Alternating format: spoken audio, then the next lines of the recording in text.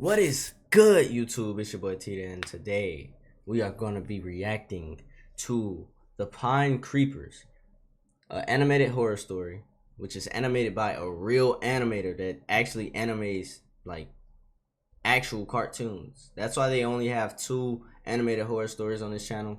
I'm not sure if he's going to make more because this was actually 2 years ago, but this is my first time reacting to it. But anyway, y'all, today it is 12:32. So it's 12:32 a.m. as you see by the window. It is dark. It's nighttime. So right now is literally the perfect time to start reacting to horror stories, bro. Horror stories, horror movies, horror videos, man. Right now is the best time to do that. But anyway, if you would like for me to laugh, cry, or even be scared, go to my Discord and send a recommended video you think I should react to. Hit that like button, hit that subscribe button, hit that post notification bell so you can know when I post. And let's get into it. Never forget the summer of '95. All right. 95, all right, 95. Oh, I was 13 that year. 95. A heat wave had set in, making it one of the hottest Julys on record.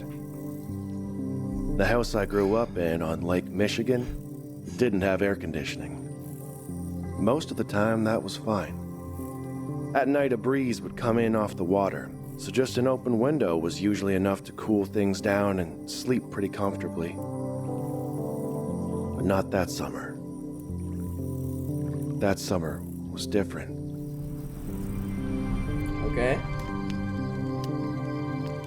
Some of my friends and I had taken to camping outside to try and escape the heat.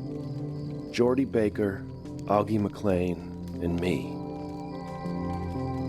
I don't know if it really made all that much difference. I think maybe we just liked being together.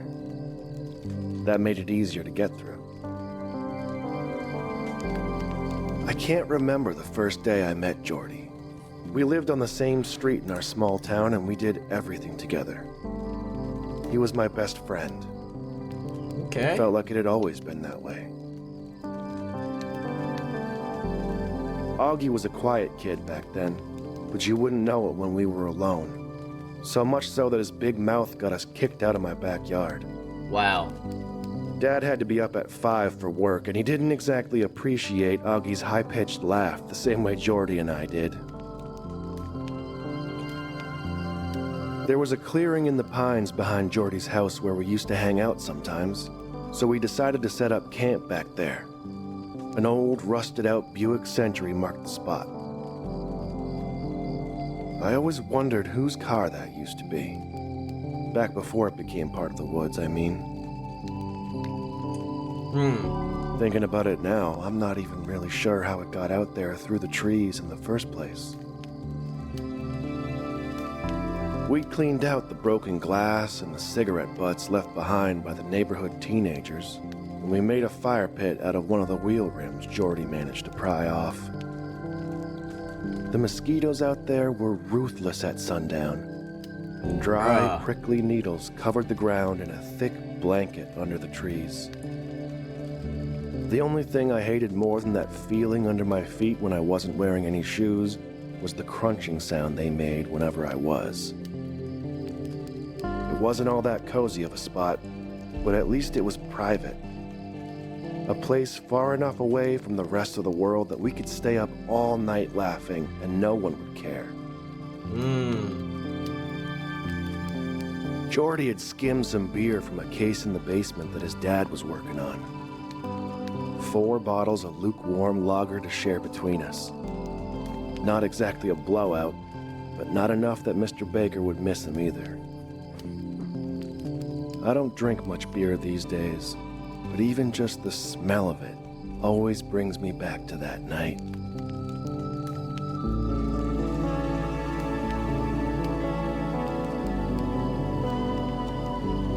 Okay, they would just sit there and chill, okay.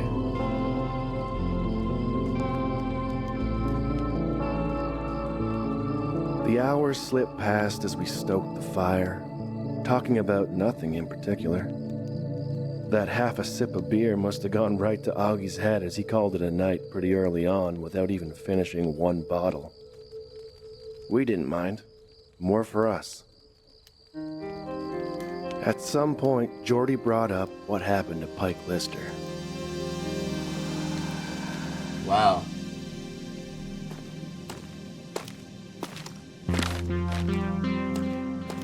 Pike was 2 grades ahead of me in school, and he'd probably failed a couple on top of that. What? He was Come on, big, and everybody was scared of him. On a Friday, that past November, Pike left school after his usual extra hour of detention to walk home. And that was the last time anybody saw him. What? The search lasted for weeks. They never found anything. Some people said he just took off, ran away from home. Others thought he might have drowned in the lake accidentally. Wow. Not Jordy, though. I listened quietly as he laid it all out. How his dad said it wasn't the first time something like this had happened around here. Oh, How man. back in the 70s, 4 people disappeared without a trace. And how around that same time, locals had started seeing something in the woods that wrapped around our town. Pale creatures with large eyes and long limbs. Whoa. Creeped around on all 4s. The pine creepers. That's what we called them anyway. Jordy figured that's what happened to Pike. The pine creepers must have got him. I laughed him off bro. and eagerly changed the subject. We ended up burning a couple more sticks before letting the fire die and heading to bed. One of us could take the back of the Buick, and the other had to sleep in the tent with Augie. To call it a 2-man tent was being generous. I offered to bite the bullet, or at least that's what I let Jordy think. I'd never admit it at the time, but the truth is, all that talk about the creepers had me a little scared. Augie's snoring and spooning seemed like a fair price to pay if I didn't have to be alone outside.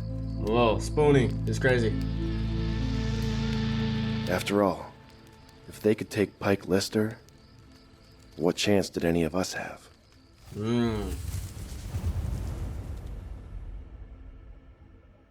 Ah, man, bro. I'm not sure what time it was when I woke up.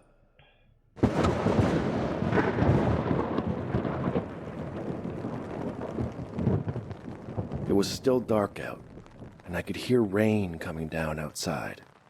For the first few minutes, I just laid there, listening to the steady sound of the drops against the tent. It wasn't long before I realized that beer had gone right through me, and I wasn't going to be able to hold it.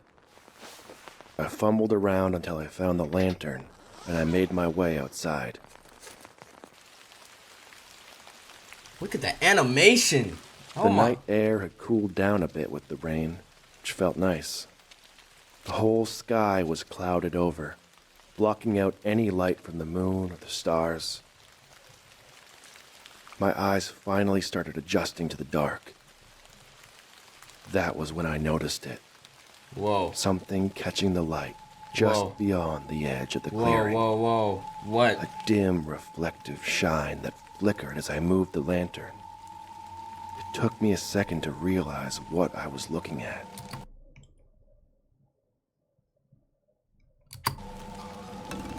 Yeah. Eyes. What? No. Like, no. I would have ran. Watching me.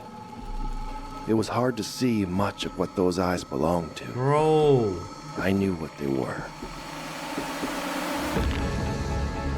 Pine creepers.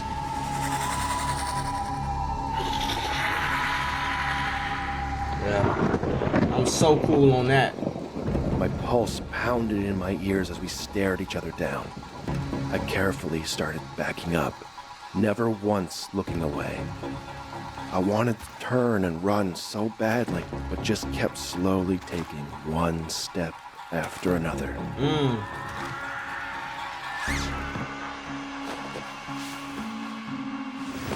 I got back into the tent as quickly as I could without making much noise. Bro, no. Maybe if I was quiet enough, those things would move along. I thought about waking Augie, but didn't want him to freak out and draw attention to us. Seconds passed. Nothing. the rustling of the trees, and the calm drone of the rain. Comment bless you down below. Just as I started to think that maybe I'd overreacted, maybe my mind could be playing tricks on me, it started. That familiar, awful sound. Oh no. The crunch of those needles. Yo. There was something moving around outside the tent. Yep. Yeah. I did my best to hold my breath. The worst part of it all was I knew Jordy was out there, alone. I kept telling myself he wouldn't wake up. He was safer in the Buick. That I should stay still, stay quiet. I laid there, and I kept listening for what felt like forever. Yo. I was too scared to do anything else.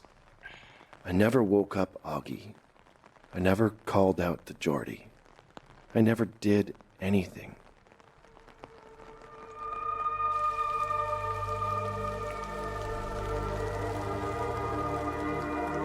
No way, bro. The hours passed, and I must have fallen asleep for a few minutes because the next thing I knew, the birds had suddenly started chirping, and even from inside the tent, I could tell it was getting light out. I gathered any bit of courage I had, threw the sleeping bag off, and gave Augie a shove. I climbed out of the tent first, but he wasn't far behind me.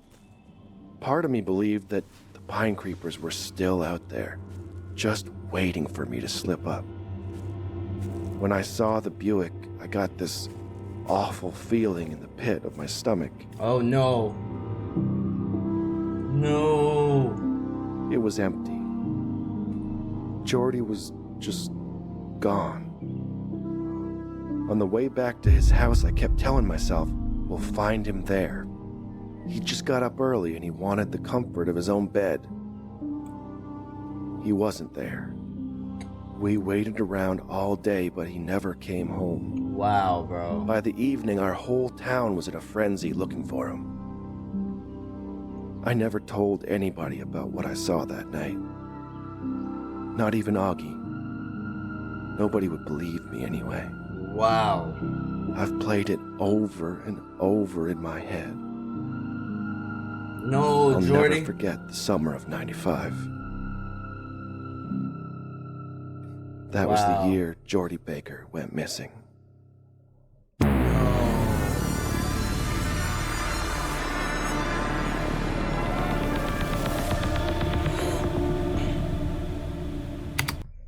Don't walk home after dark, man. Wow, that was crazy. The Pine Creepers animated horror story. Well, there you have it, man. I appreciate y'all for tuning in. That was actually kind of crazy. Rest in peace, Jordy. He's gone.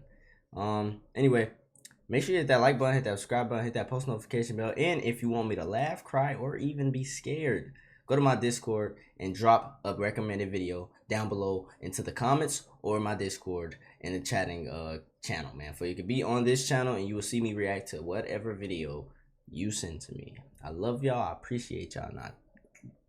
I just appreciate y'all so much, man. I appreciate y'all so much. Anyway, man, I love y'all. Hit that like button, hit that subscribe button, hit that post notification bell so you can know when I post. It's your boy Tita, and I'm out. Peace.